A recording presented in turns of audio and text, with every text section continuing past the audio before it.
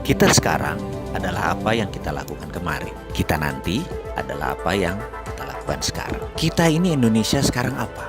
Faktanya kita terpecah dua karena politik. Kita sekarang apa? Defisit neraca perdagangan kita terburuk tekornya sepanjang sejarah. Kita sekarang apa? Krakatau Steel bangkrut di tengah pembangunan terbesar yang Indonesia pernah lakukan. Kita sekarang apa? Pembukuan Garuda dibilang untung karena melakukan smart accounting atau financial engineering ya. Nggak tahu lah saya, pokoknya gitu deh. Bayangkan, duopoli Garuda Group dan Lion Air Group menguasai airline Indonesia. Kok malah membuat Garuda nggak untung? Kenapa? Harga naik, dikit saja kementerian yang sudah 6 bulan berusaha menurunkan nggak bisa apa-apa tuh. Kementerian kerjanya apa ya? Kembali lagi, kita sekarang apa? Pertamina turun untungnya. Kita sekarang apa? PLN juga harus melakukan pembukuan kreatif agar terlihat bagus. Bahkan ada isu subsidi itu dibilang pendapatan. Oleh karena itu PLN jadi terlihat bagus rekeningnya. Ya wes lah, sakarepmu, wahai para pengelola profesional BUMN tersebut. Toh rakyat juga nggak ngerti. Kita lanjut. Mengapa kita bicara yang negatif semua di awal-awal video ini? Ini mungkin karena filosofi kejawaan saya yang dari dulu selalu diingatkan. Berbuat baik itu wayahe ngono. Memang seharusnya, dan jangan harap pujian atau jangan harap dilihat. Tapi kalau keburukan, ya wayahe dikamplengi. Dikamplengi itu diperingatkan dengan keras. Bagaimana cara ngamplengi? Ya kita tirulah bapak bangsa kita yang sering menggunakan filosofi Jawa dulu, Pak Harto, Pak Karno. Karena setelah ngamplengi, mereka biasanya nyangoni. Setelah memperingatkan dengan keras, orang tersebut diberi oleh-oleh. Jadi kalau dikamplengi dengan hal negatif, itu nggak ada niatan buruk. Karena solusinya pasti kita berikan. Begitu juga dalam narasi ini. Jadi ke depan Indonesia bagaimana? Kalau kita tidak mengubah cara berpikir kita, maka akan ketebak apa yang akan terjadi ke depan. Alias, jadi kalau kita masih begini juga, ya persis kayak beberapa tahun yang lalu, ya ke depan kita akan begitu. Rupiah akan melemah, jadi 15.000 di tahun 2020, mungkin jadi 16.500 di tahun 2021. Defisit terus menjadi membesar, ekspor turun, impor menambah besar, uang diketatkan karena harus melakukan quantitative tightening, strategi keuangan negaranya pakai tight money policy. Ini membuat ekonomi malah tidak produktif, walau inflasinya rendah, pengangguran menjadi naik, tidak terserap, baik mereka yang swasta, tidak ada pendanaan untuk mendanai bisnis-bisnis mereka. Bagaimana tenaga kerja bisa diangkat? Bursa saham mungkin akan di level sini-sini saja karena tidak menarik pergerakan.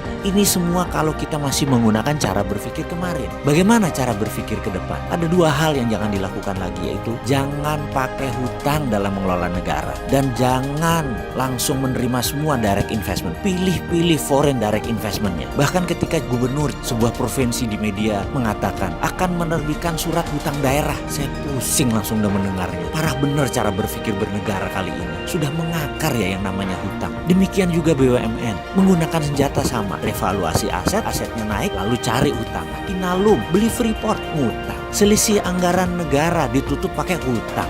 Anggaran daerah kurang, apa yang dilakukan? Terbitkan surat hutang. Sekali lagi sarannya, jangan ngutang terus dan pilih-pilih foreign asing investasi untuk masuk ke Indonesia. Lalu bagaimana bergerak tanpa hutang, tanpa foreign direct investment? Bingung? Undang saya dong, ngobrol. Walaupun Sontoloyo begini juga NKRI.